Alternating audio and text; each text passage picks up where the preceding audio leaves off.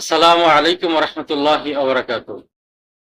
প্রিয় দর্শক, আজকে আলোচনা করব ইসলামের দৃষ্টিতে খেলাধুলা করা জায়েজ কিনা।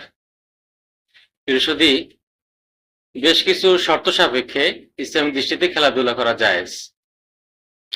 ১ নম্বর শর্ত হচ্ছে, খেলাধুলা করার উদ্দেশ্য হতে হবে শারীরিক সুস্থতার জন্য, শারীরিক ফিটনেসের জন্য।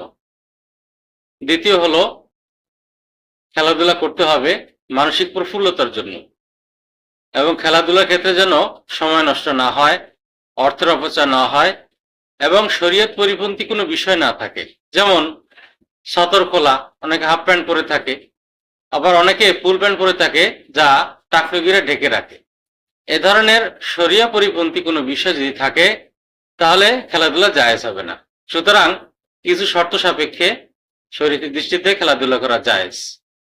এই শর্তের আলোকে আমরা বলতে পারি যে জুয়া খেলা, দাবা খেলা, পাশা খেলা, কবুতরবাজি, মোরগবাজি, ষাঁড়ের লড়াই ইত্যাদি এ ধরনের খেলা শরীয়তের দৃষ্টিতে নাজায়েজ। আল্লাহ জাল্লা শানু মেহেরবানি করে বিষয় বোঝার তৌফিক দান করেন। আসসালামু আলাইকুম রহমতুল্লাহি ওয়া বারাকাতুহু।